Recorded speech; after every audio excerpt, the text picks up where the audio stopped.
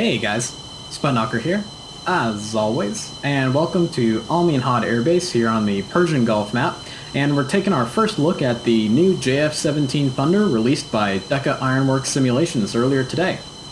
Now this is our very first look. I've only had a couple minutes in the jet itself, figuring out my keybinds and a few things like that, but otherwise this is my very first full flight in the JF-17 Thunder here.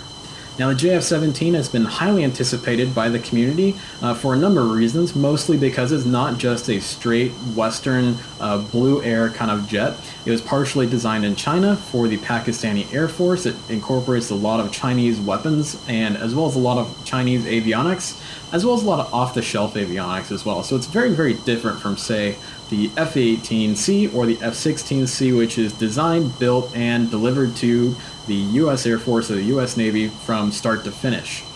Now, originally I wasn't that interested in the JF-17, but in looking at its history of the project and things like that, I found that the JF-17 is actually quite a very interesting aircraft historically. It has a very convoluted and kind of murky history behind it. In Western defense analysis circles, the JF-17 is known by the nickname Uncle Grumman's Crazy Night Out, and that's because of the program that was initiated in the early to mid 1980s by Grumman, the Chinese Aircraft Corporation, and the Pakistani Aircraft Corporation to upgrade and develop a replacement for Pakistan's then J-7 aircraft, which is itself a copy of the Soviet MiG-21 F-13 variant by the Chinese. And there were a number of reasons for this, due to Pakistan being, of course, a major player in the Cold War era, as well as different sanctions and things, making it harder for Pakistan to acquire the F-16s that they sought after.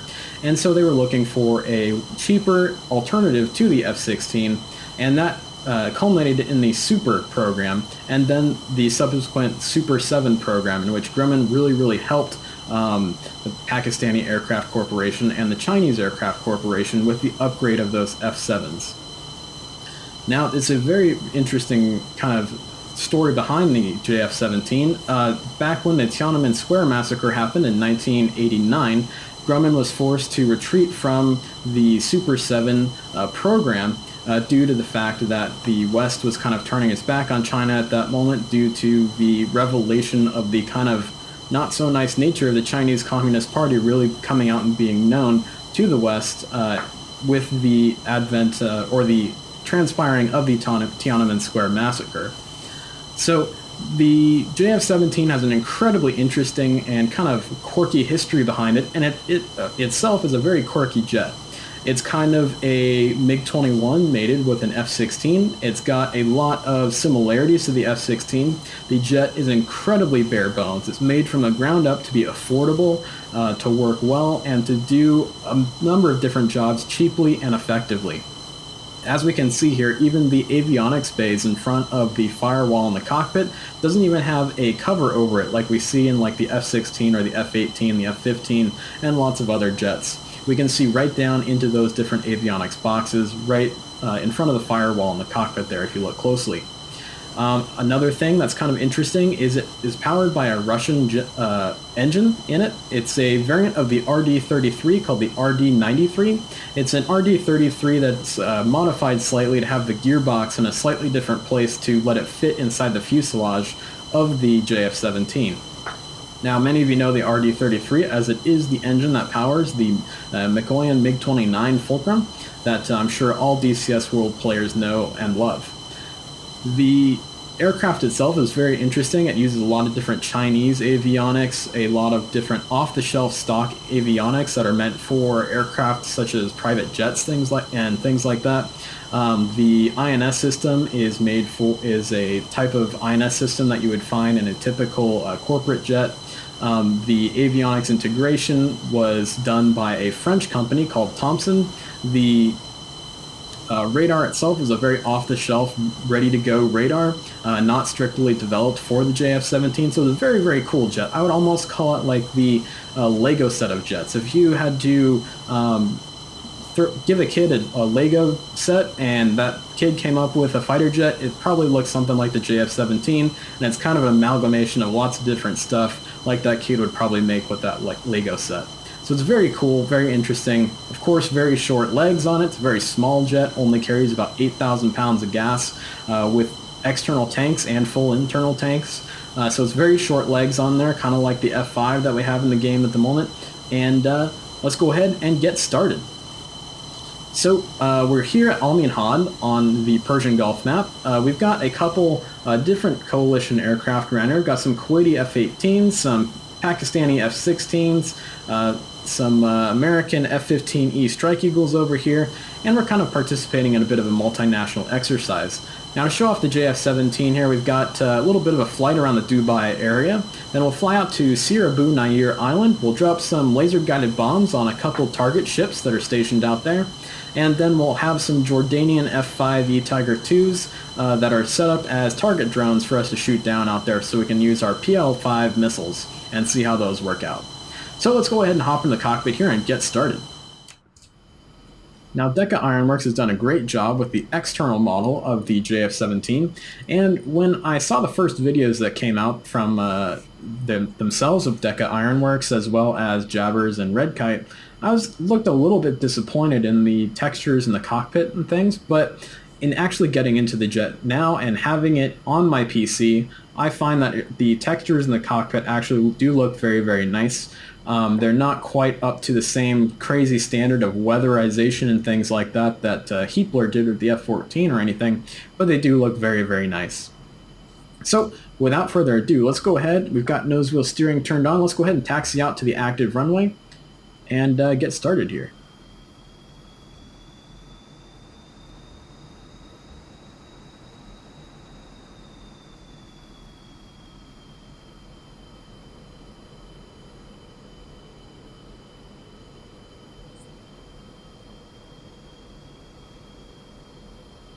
And of course, the one thing I forgot to do is pop in the data cartridge. So we'll go ahead and do that real quick here before we continue our taxi.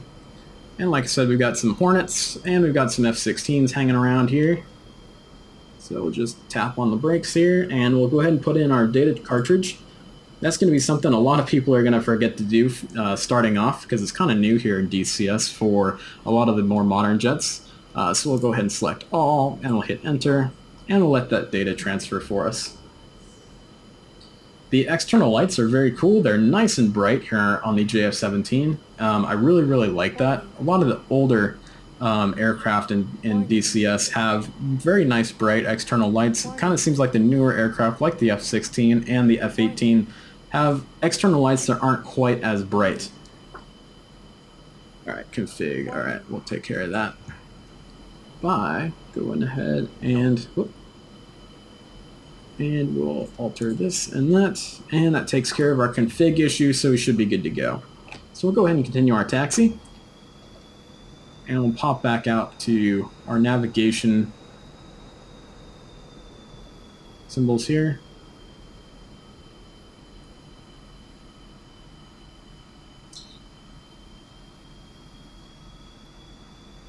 Alright, make sure we stay on the center line of the taxiway.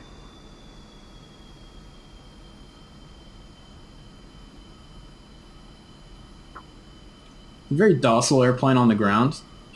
Just don't want to make sure you don't taxi too fast. Same thing with the F-16.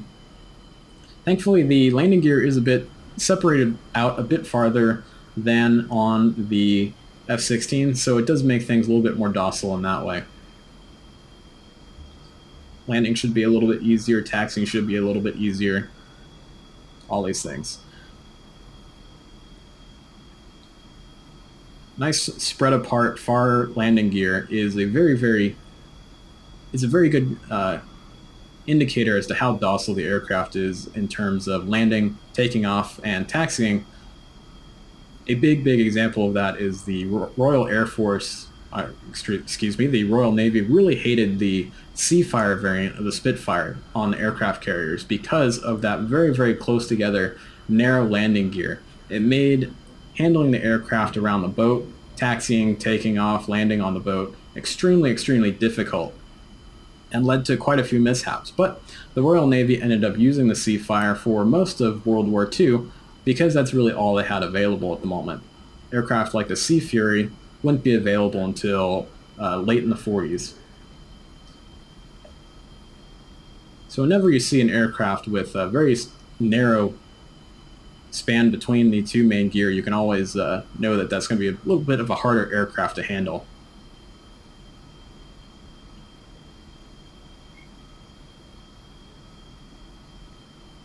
Alright, so we're taxiing up to the active runway here.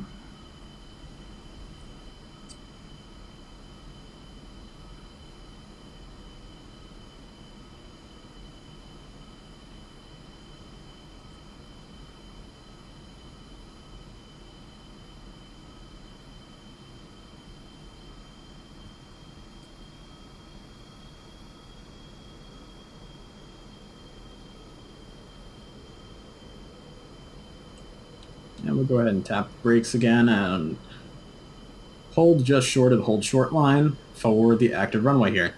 And we'll make sure that our wingman is coming with us. He is, so that's good. That gives us a little bit of breather here to set up for heading to runway 01. I'm sorry, not runway, I mean waypoint 01. Alright, let's see. Everything looks good. We did a hot start on the ground, so everything should be good to go in the cockpit here.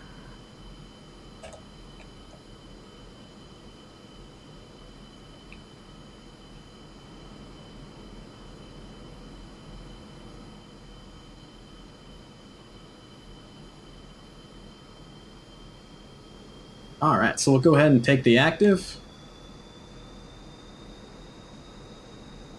Do have a bit of wind here. Should be more or less coming down the runway.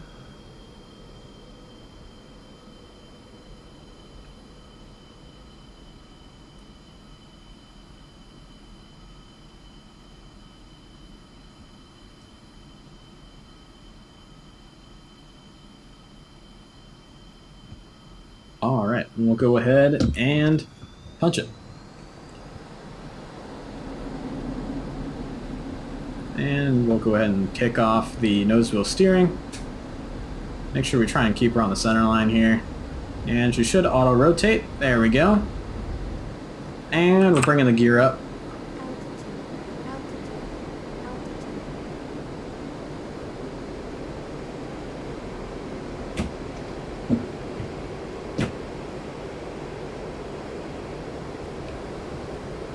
Alright, and we're off. And there's the JF-17 Thunder. Very quirky, very interesting little jet we got here. And it looks like our wingman is rolling on down the runway behind us.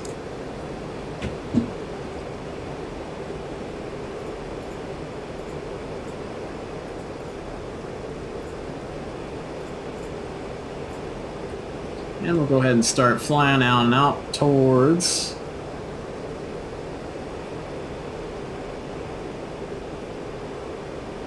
our next waypoint out here.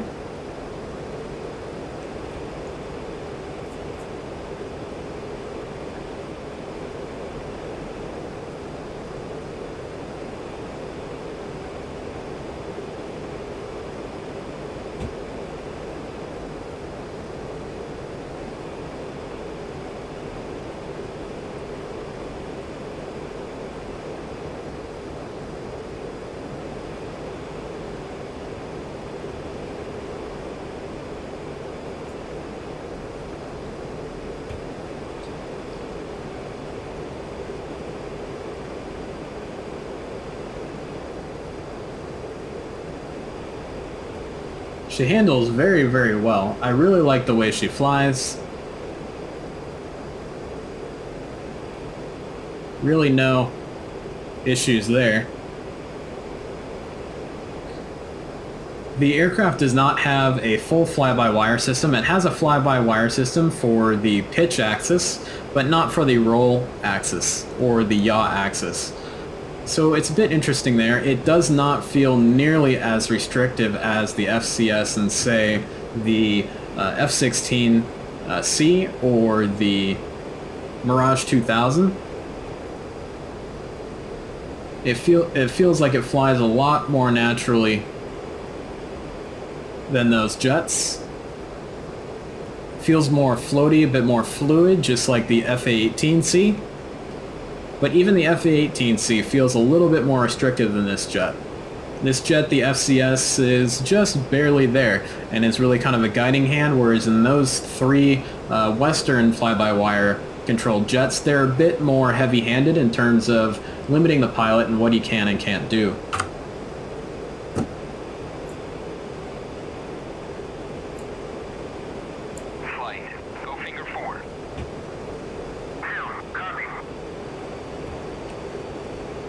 And as always, we're definitely keeping an eye on our fuel totalizer down here. And we'll go ahead and take our radar off of silent and standby mode.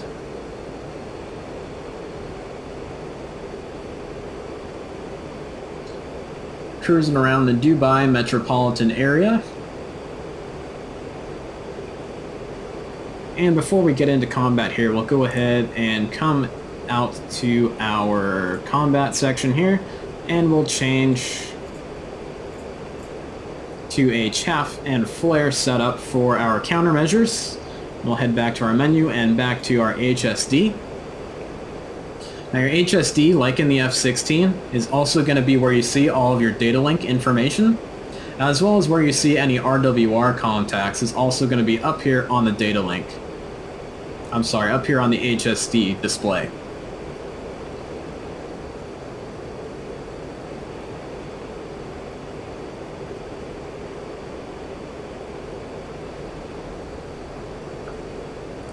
And we'll go ahead and bring it to waypoint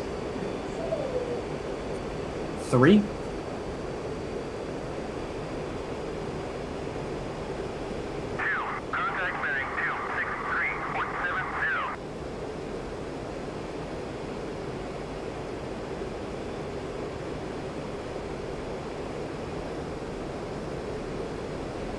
And we'll just bring it on up the coast of Dubai here.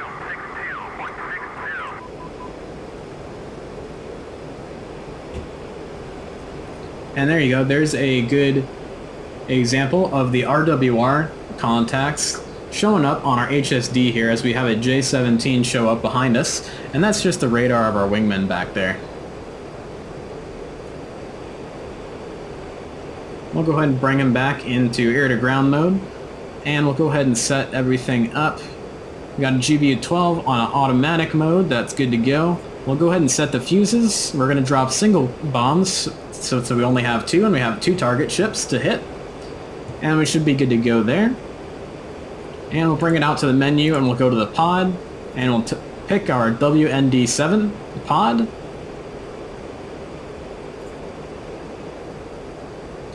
Our pod is now on. And we'll go ahead and uncage the pod, and now we've got a nice snowplow mode.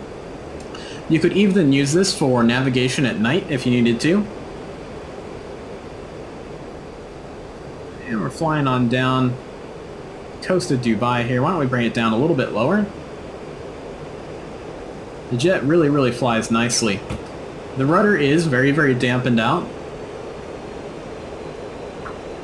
like the F-16C and the F-18. However, in those high alpha situations, I would suppose that it's going to be just as important to be on those rudders in a dogfight, just like you would be in the F-18 or the F-16. And a nice cruise right over Dubai. All those wealthy oil sheiks with their gold bars and gold bar dispensing ATMs. And solid gold G-Wagons down there. And cruising right around the Burj Khalifa.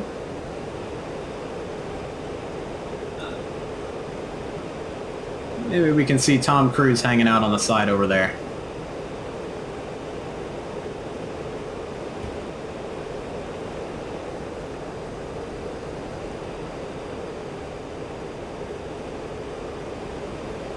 Nice. Very cool.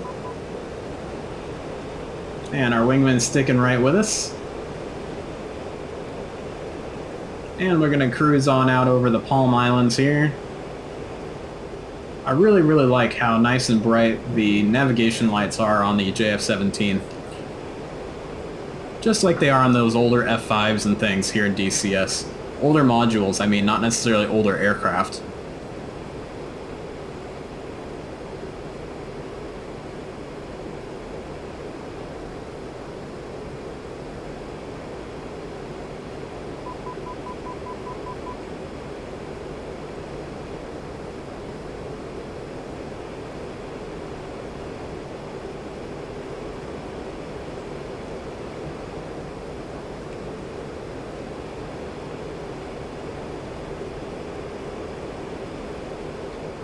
Alright, we'll go ahead and put her back into navigation mode, now that we've got the pod up and ready to go. All of these large displays are very easily controllable by the HOTAS system in this jet, which is very nice. And there's the big Palm Island. Very cool landmark. And here's the new, rather unpopulated Palm Island coming out in front of us. And we'll go ahead and make a turn out towards waypoint 4. Go ahead and plug the afterburners for a little bit as we climb up to intercept those former Jordanian F5s out here. Just the way this aircraft flies and the way it handles, as well as a very well put together avionics suite in this jet, I think it's going to be kind of a fan favorite jet here in DCS World. I think people are going to have a lot of fun with it. Did we lose our wingy? Yep.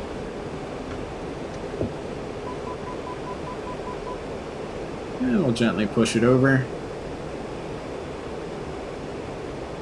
And we'll get our radars to start scanning out in front of us.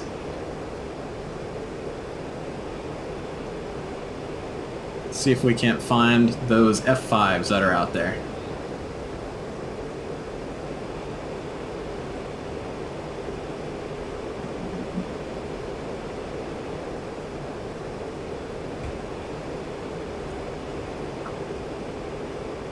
Alright, we got 40 nautical miles to go.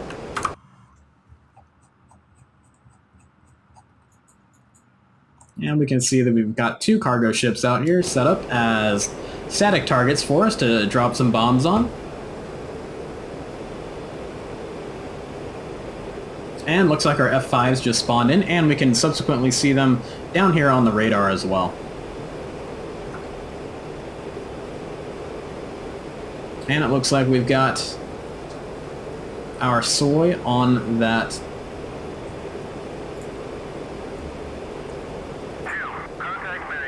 on our radar down here. And we're using our TDC to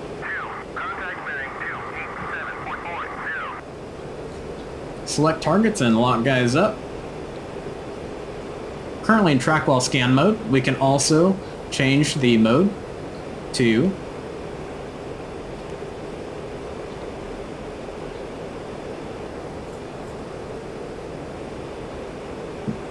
vertical scan.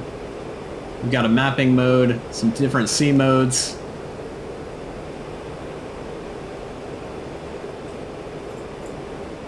As well as range while scan.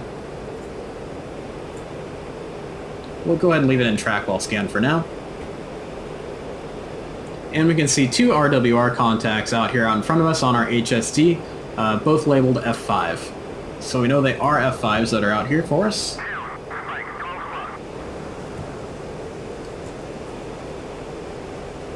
And we got our wingman formed back up with us as we stream out to the target area here.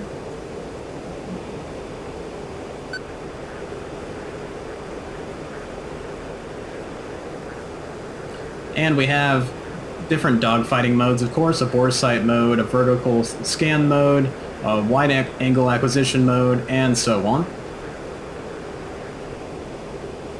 All this stuff switching back and forth between modes, air-to-ground mode, to BVR mode, to navigation mode, to dogfight mode, is all done very easily on the HOTAS system. It's very well put together and very well thought out. I really like it. So we'll go ahead and bring it right over towards these F5s. And we'll go ahead and lock one up as a target of interest.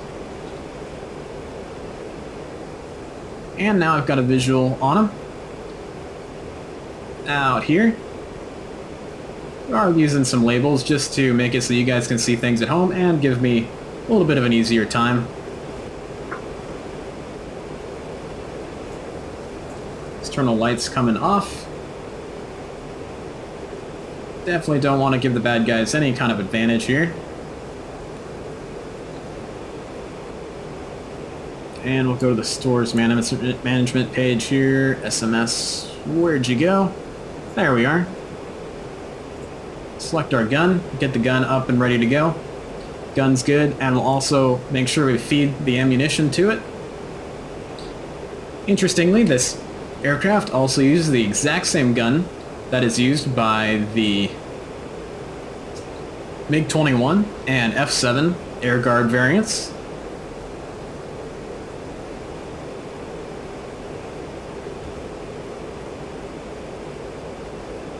Alright, how's our fuel? Fuel's still looking good. I think we got plenty of gas to engage these bandits.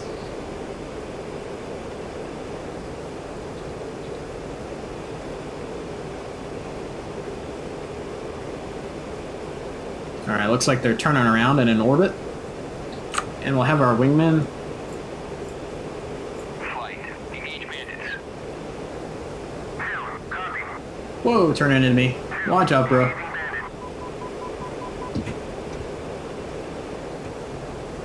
Alright, so why don't we go ahead and throw her into Dogfight Mode. Use bore sight. Still 9 nautical miles out. That's far too far for a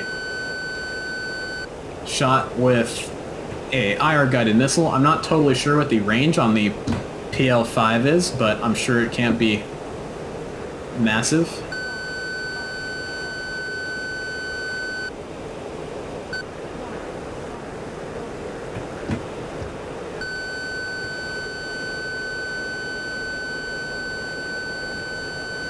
Alright, we got a lock on this guy, coming through 5 nautical miles.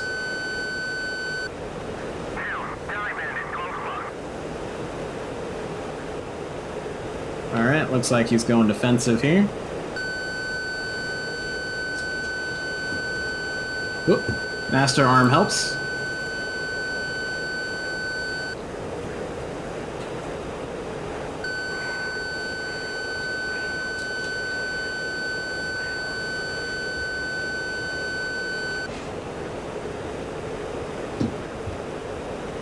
And there's a splash. That wasn't too pretty, but it got the job done.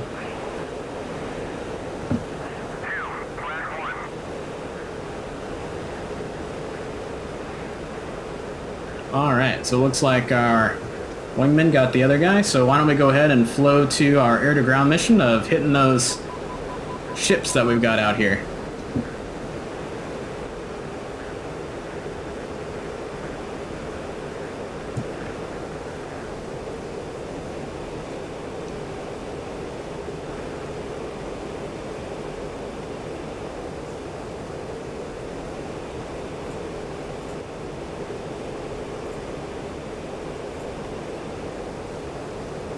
Alright, we've got our pod here.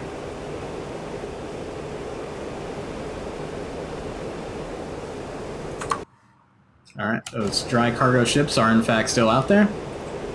I'll retrim her out a little bit, and we'll gain some altitude as we set up for this attack run on these ships.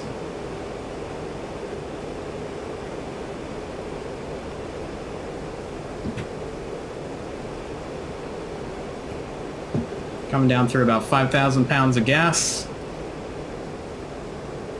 Making sure we stay cognizant of that.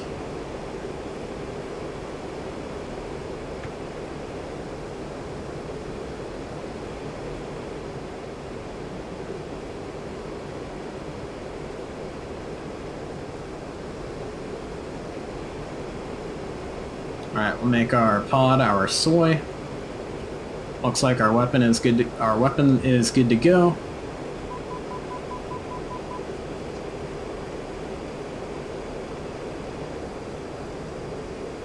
looks like we got a good bead on our two ships over here. And we'll go ahead and throw her into area track mode. And we'll get a zoom in on this target.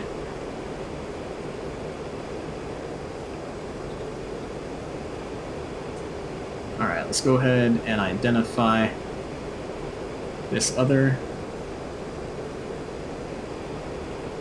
guy here. Looks like our target.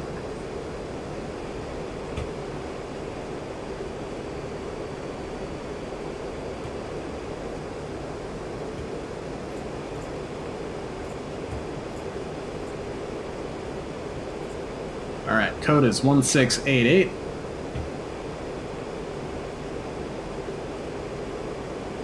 Yep, that definitely looks like our target here, so we will go ahead and line up on the target. Yep, that's it. We can see by our two red dots that are down there.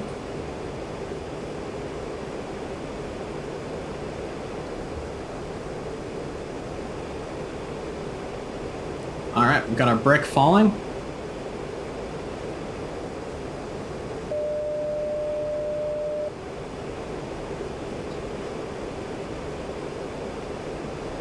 Alright, we've got one weapon away. We're just making a nice straight fly out here as we fly out from the target. And it looks like our weapon's tracking. Yep, perfect.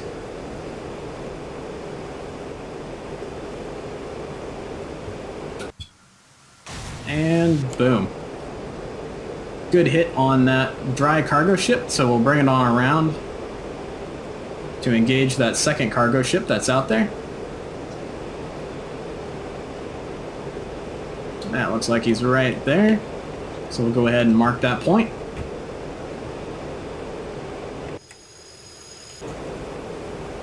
So very, very interestingly, when you drop the weapon here in the J-17 in automatic mode, when you press the pickle button, it's not a hold and press and then the computer releases it. You have to press it when the box falls onto the velocity vector, and at that point, that's when you should press the pickle button to actually allow the release of the weapon.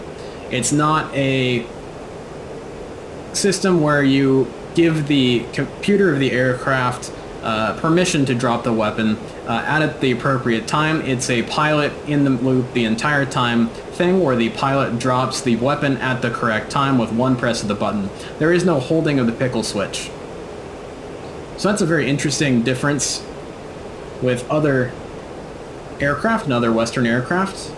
The pod here with its automatic laser function is also incredibly simple and easy to use, which is very, very nice.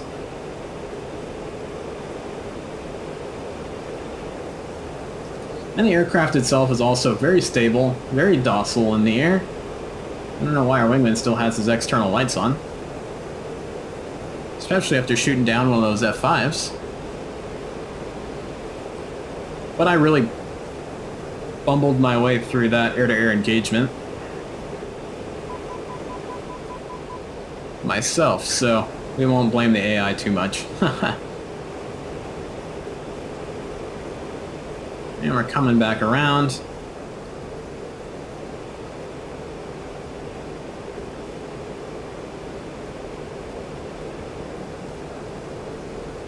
I think it's probably even easier to engage targets with laser-guided bombs in the JF-17 here than it is. That might be an oil tanker. We've got busy airspace here in the Persian Gulf and busy sea space as well. We don't want to be engaging the wrong targets.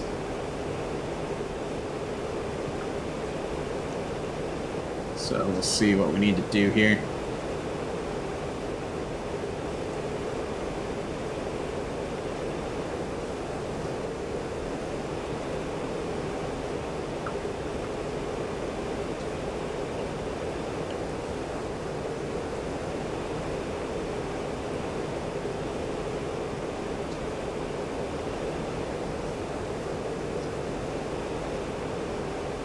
Yep, that looks like our bulk cargo ship.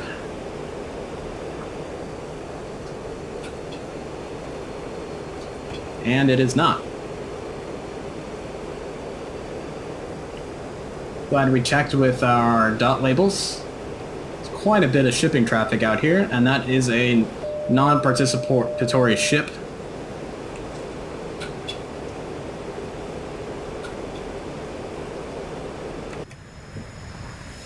Alright, let's see if we can find that ship. There he is. Alright, so what we'll do is we'll go ahead and recage back to snowplow mode.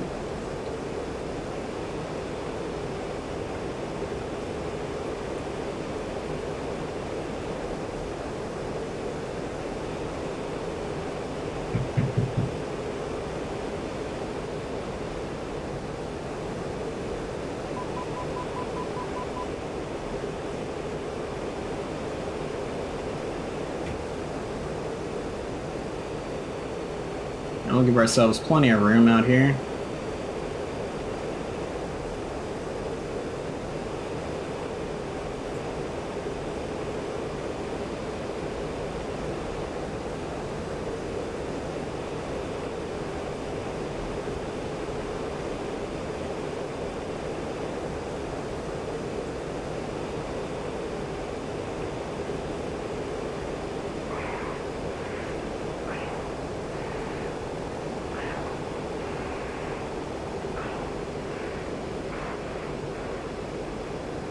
Alright, there we go.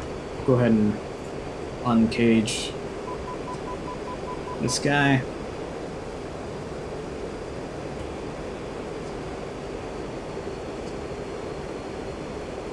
There we go, we got a much better bead on the target now. There we go.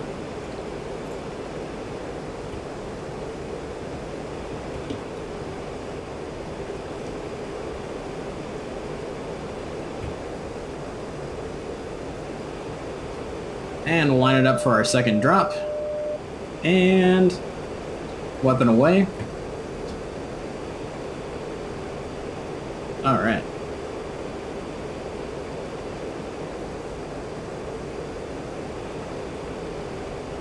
Alright, laser's shining. Weapons tracking. 5, 4, 3, 2, 1, and...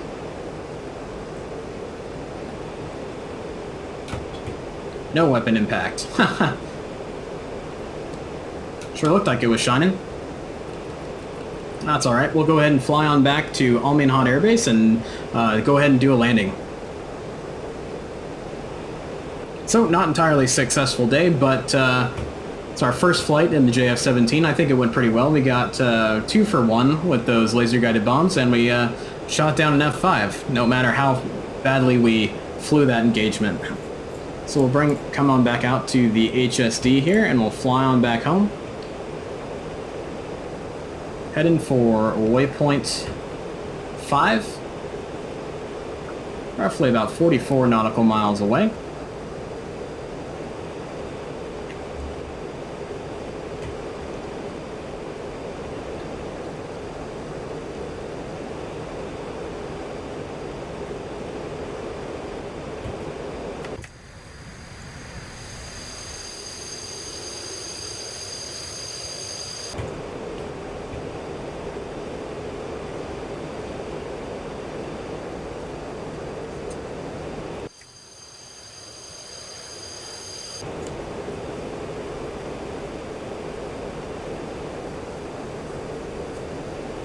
Alright, so we still got about 5,000 pounds of gas left. We're doing a pretty good job on gas.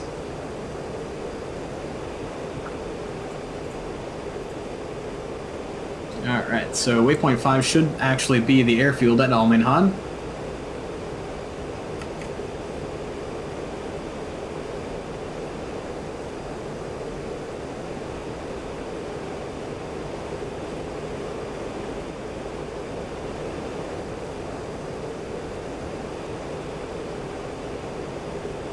So as you guys can see, everything is pretty darn easy, pretty darn accessible here in the JF-17. There's nothing that is altogether too difficult to do. Everything is very well laid out, very straightforward. The manual that also comes with the JF-17 is very well put together and works very well, with even a little bit of tidbits of humor thrown in there. I don't know if you guys heard it earlier on in the mission here, but Betty came online and gave us a few warning chimes. And I think that the Betty here in the JF-17 is a lot less intrusive than Betty in the F-16 or the FA-18.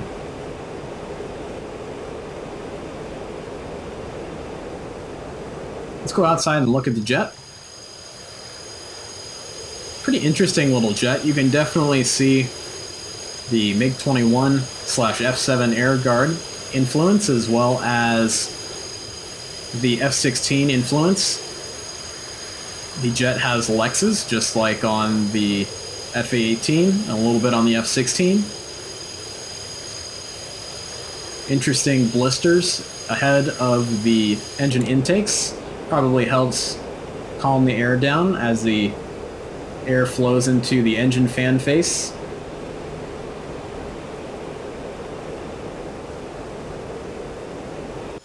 And obviously it's not a Mach 2 capable aircraft, so no moving ramps for the inlets. Those blisters there are just to provide a shock onto the air to keep sonic air from hitting the fan face of the engines.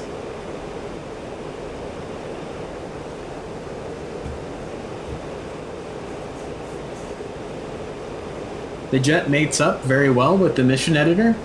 It's very easy to place waypoints and things. There's really nothing to think about for mission editors. Everything works very well. It's not like the Tomcat where you have to place special waypoints for navigation.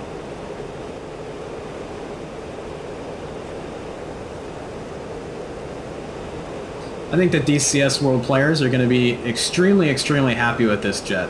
It looks nice, it flies well. I've only had a couple little bugs. I've had a couple little crashes in DCS World where the game will just completely quit and die on the start of a mission with the JF-17. I noticed that a couple times as I was trying to set up all of my keybinds.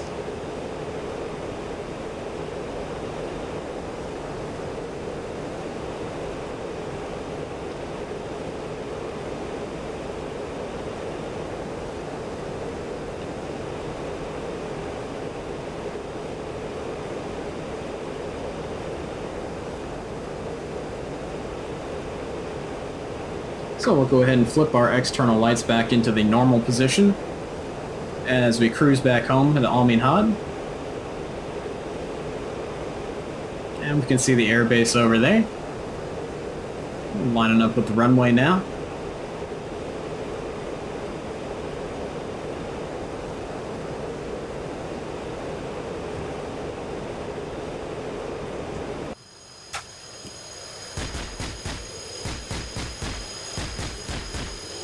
And you guys can see some release of flares there.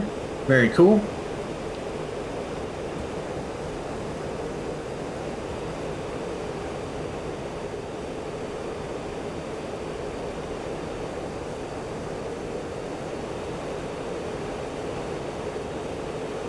And just like the F-16, there are no flaps or spoilers that are pilot actuated. The FCS in this jet controls and actuates all of the flaps that need to be set for takeoff and landings.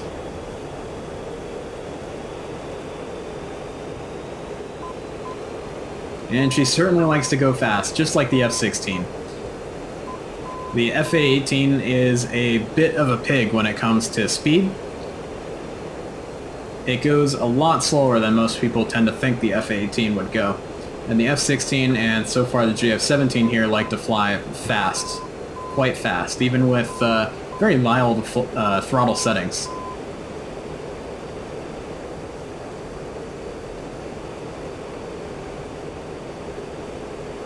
And the HSD has gone into approach mode here as we near the airport. And we'll go ahead and break into the pattern to bleed off some of this excess speed. And we can see we've got a barometric heading tape as well as a radar altimeter. Very, very helpful.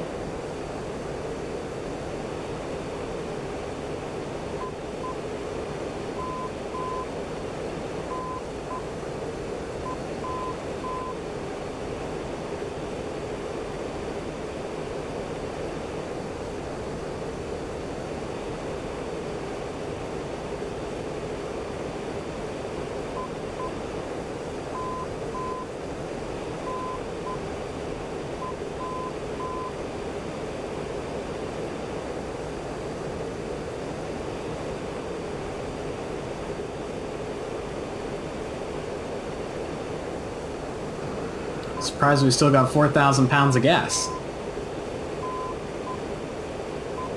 Guess with a single engine, you can really make it sit pretty well. And we'll go ahead and enter into the brake. And pop out the speed brake.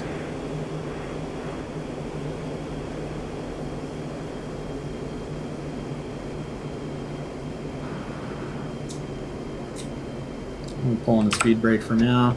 We'll drop the gear. Alright, now we're on the downwind. And we're in approach mode on the HUD. Pretty standard stuff.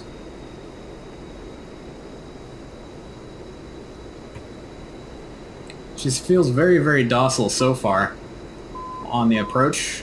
Much more so than the F-16. The F-16 is a hard one to handle. That's for sure. Now we'll start bringing the nose pitch up a bit more. Looks like our wingman's going to try and make a formation landing with us.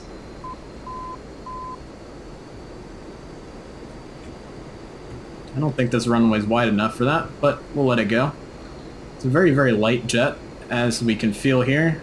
That RD-93 behind us is giving us plenty of juice as we come around slow and dirty here for a landing.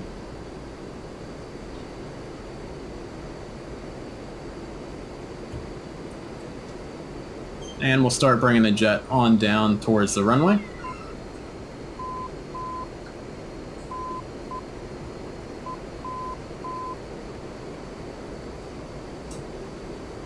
Yeah, I kind of messed up the pattern there.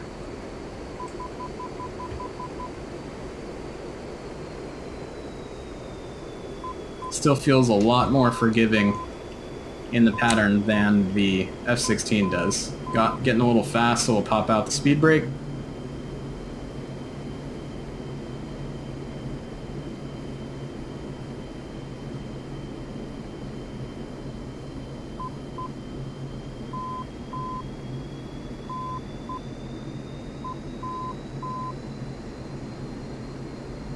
And we'll put the velocity vector right on the touchdown markers. Still a bit fast. There's Betty giving us an altitude warning.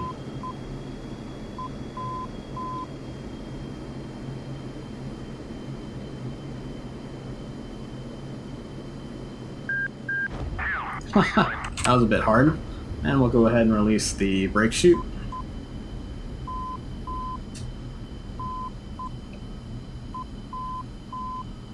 And we'll engage the nose wheel steering. Oh, the brake chute really helps. That's something I wish the F-16 had, for sure. That would definitely make landings a little bit less hairy, especially at Nellis Air Force Base on the Nevada map. Alright, and we'll go ahead and taxi back to parking.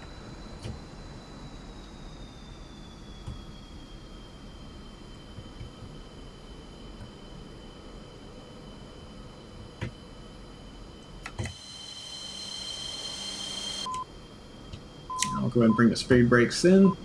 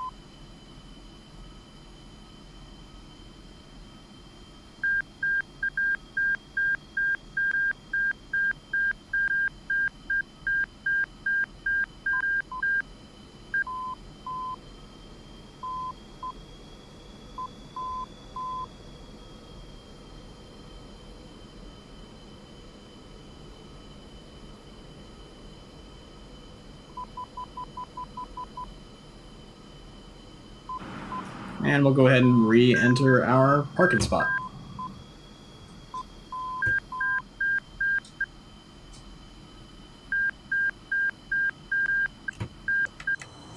Alright guys, well that's a very fun little jet.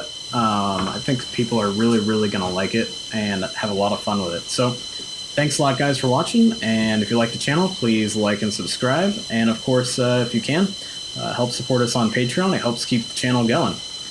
Like I said, I think people are really going to like and really enjoy the JF-17 Thunder from Deka Ironworks Simulations. And fly safe, guys.